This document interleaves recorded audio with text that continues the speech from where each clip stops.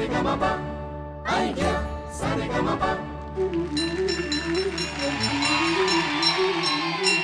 मागच्या आठवड्यात तुम्हाला सांगितलं होतं की उपांत्य फेरीपर्यंत जे स्पर्धक पोहोचलेले आहेत त्यांच्याबरोबर 2 अजून असे स्पर्धक आम्ही या स्पर्धेत आणलेले आहेत ज्यांना सर्वात जास्ती गुण मिळाले होते. मागच्या आठवड्यात आपण एका स्पर्धकाला भेटलो आणि ह्या आठवड्यात आता आपल्याबरोबर आहे. जोरदार टाळ्यांनी स्वागत करूया राधिका नांदे. तुला या मिळालेल्या संधीचं सोनं करायचं कारण आता सेमी फायनल आहे बाई, हो की नाही? त्यामुळे मी सगळ्यांनाच सांगते की आता तुमचे जे खरे परफॉर्मन्स तुम्ही लपवून ठेवलेले आहेत आतापर्यंत ते आता असे असे एक एक करून निघायला पाहिजे. हो, ओके.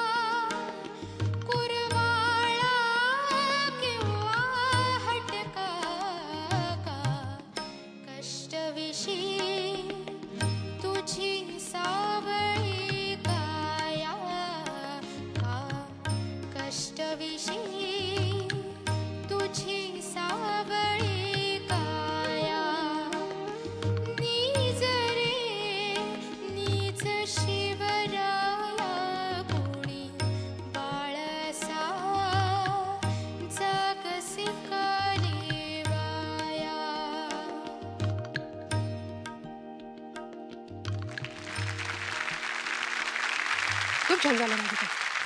पण संजीव दादापासून सुरुवात करूया. राधिका तू छान गेलीस, मला आवडलं तुझं गाणं. काय आवडलं ते सांगतो, काय नाही आवडलं ते हे दोघं सांगतील.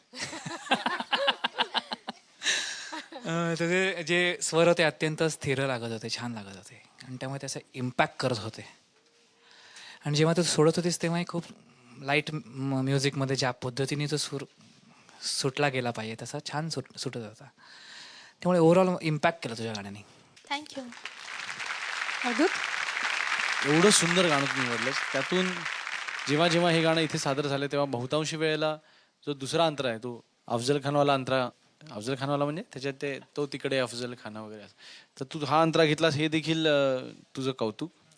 आता ह्याच्या पुढे आता आपण पुढच्या इयत्तेत आलो ना, इयत्ता 9वी तुकडी अ, तर त्यामुळे आता आपल्याला त्या स्टाईलने आता गायला पाहिजे. तर त्यावेळेला तुझं ना सगळे ए ए असे उच्चार येतात. तो आकार जो आहे हा स्पष्ट पाहिजे आ. हो. आणि आपण नेहमी बोलताना जर का काय पल्लवी कशी आहेस असं जर का म्हणायचं असेल तर त्यावेळेला तुम्ही गाताना थोडंसं काय पल्लवी कशी आहेस असं गायचं असतं. त्याच्याने काय होतं की तुमचे उच्चार स्पष्ट येतात आणि सूरही चांगला लागतो ह्या गोष्टीमुळे. बाकी गाणं मजा आणली, साचा मूड बनाया, माहौल बना दिया आपने. Radhika welcome back. आणि आल्यानंतर तू हे गाणं एकदम घ्यावंस, कौतुकास्पद गोष्ट आहे, कारण हे गाणं कठीण आहे. मूड छान सांभाळलास तू. या गाण्यात काही ठिकाणी छोट्या छोट्या हरकती आहेत, त्या अशा काळजाला लागतात. त्या काही तुझ्या ना 2-3 ठिकाणी मिस झाल्या. मी अवधूत थोडं उलटं म्हणेन की जर का हे गाणं घ्यायचं झालं परफॉर्मन्ससाठी तर या गाण्याचं विशेष दुसरा अंतरा आहे. कारण पहिला अंतरा जो आहे तो कुठलीही नॉर्मल आई एका मुलासाठी गाऊ शकते, पण सेकंड अंतऱ्यामध्ये जिजाऊ शिवबांसाठी गातायत. तुला मोठं झाल्यानंतर कोणाकोणाला सामोरं जायचंय, तुझे शत्रू कोण आहेत, आपल्या आजूबाजूला काय घडतंय हे कळत नकळत त्याला त्या गाण्यातनं सुद्धा ती आई सांगतेय. काय भन्नाट थॉट आहे हा.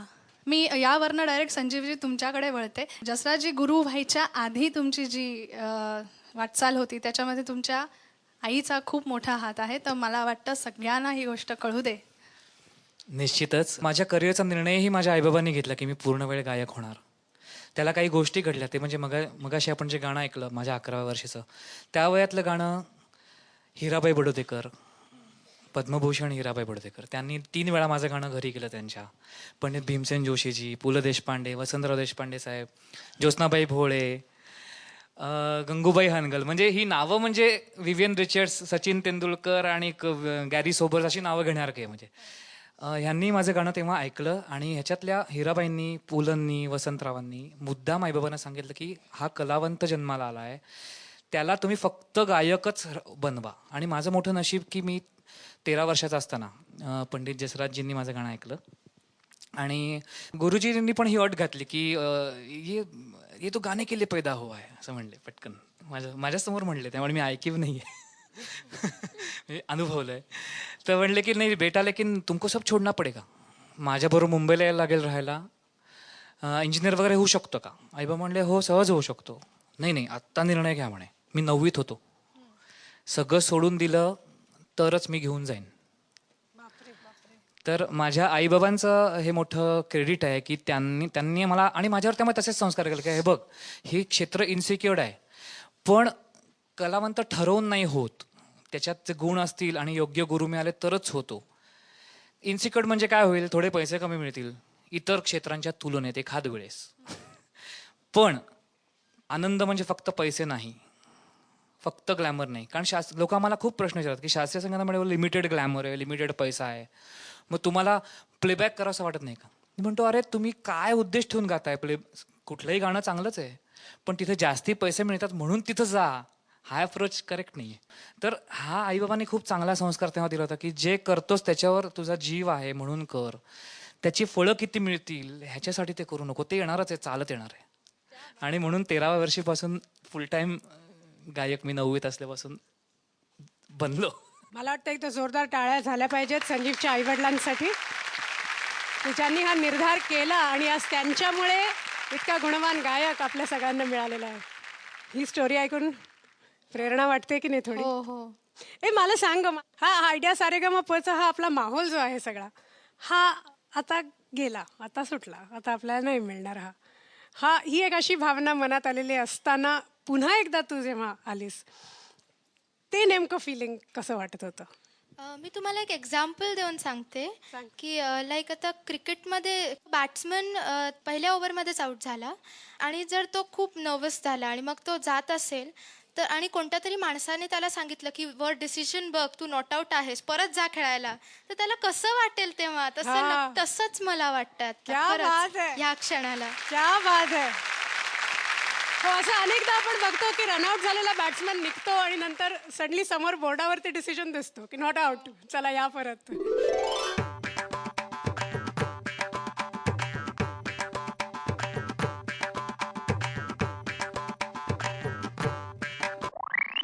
दोन प मिळालेले आहेत तुला. काय दिलंय? चला ध दिलाय वरच्या मुलांनी. All the best. थँक्यू. बरं, अर्ध्यांनी नी दिलाय. यानंतर आपल्या समोर येते कोकण कन्या शमिका भिडे. उपांत्य फेरी आहे. हो, आता टफ फाईट आहे कारण आता ज्युनियर्स पण आलेत तुमच्या बरोबर आणि काही ज्युनियर्स सॉलिड आहेत. काय मला वाटतं सगळेच सॉलिड आहेत, पण त्यातले काही तर खूपच म्हणजे अशी टफ फाईट देणार आहेत तुम्हाला. तर तुम्ही सगळे तयार आहात त्याच्यासाठी? हो, आमच्या परीने आम्ही 100% प्रयत्न केलेला आहे. आता या 2 मिनिटात जेवढं काही आम्हाला द्यायचं आहे ते आम्ही नक्की देऊ. ये बात है, that's the spirit. Shamika, all the very best. ढगदाटून येतात मन वाहून नेतात ढग दाटून येतात मन वाहून नेतात ऋतू पावसाळी सोळा थेंब होनी गातात झिम्मड पाण्याची अल्लड गाण्याची झिम्मड पाण्याची अल्लड गाण्याची सर येते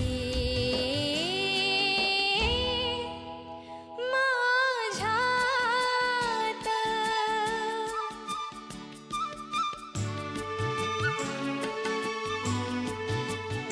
माती लिहूनिया गंध होत जाते धुंद धुंद माती लिहूनिया गंध होत जाते धुंद धुंद तिच्या अंतरात खोल अंकुरतो एक बंध बंध बंध मुळे हरखूनी जातात झाडे पाऊस होतात मुळे हरखूनी जातात झाडे पाऊस होतात ऋतू पावसाळी सोळा थेंब होनी गातात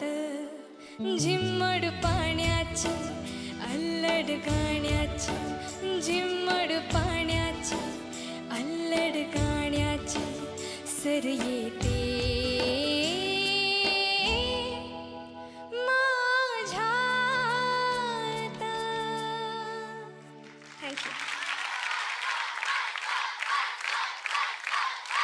थँक्यू वन्स मोरसाठी.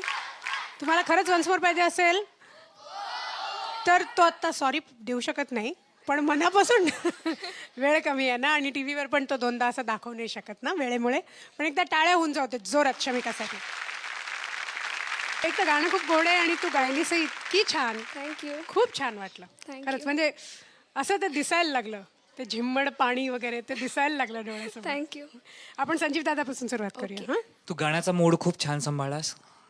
तुझ्या व्हॉइसची क्वालिटी अशी एकदम छान आहे. थँक्यू लाईफही होतं छान त्याच्यामध्ये. सूर थोडं हां म्हणजे असं होत होतं छान होतंय अरे छान होतंय अरे, पण ओव्हरऑल असा एक प्रवाही असं इम्प्रेशन तू केलंस. थँक्यू कुठला एकदम खिशात कुठल्या तरी चोरकप्प्यात ठेवलेलं गाणं एकदम आज खास. सई बिडू क्या बात आहे. थँक्यू मला खूप आनंद झाला की या स्टेजला येऊन जास्त हेवी कुठलं तरी कॉम्पोजिशन सादर करण्यापेक्षा असं गाणं लाईट मूडचं पण तरीही बरंच काही सांगून जाणारं. खूप छान Shamika, all the best. Thank you मला एवढं छान वाटलं की हे म्हणजे नवीन नवीन गाणी सारेगमपच्या मंचावरनं सादर होतात. लोक दुसऱ्या दिवशी जाऊन शोधून ती गाणी घेतात. खरंच हे गाणं मला एवढं आवडतं ना, कारण पत्की म्हटल्यानंतर आमचा तो वीक पॉईंटच आहे. म्हणजे मराठी संगीतामध्ये पत्कीची साथ आहे आणि ओरिजिनल तर साधनाताईंनी गायलंय, पण तू ओरिजिनल जवळपास ओरिजिनल इतकं छान गायलीस. मला तू खुश केलंस. You made my day.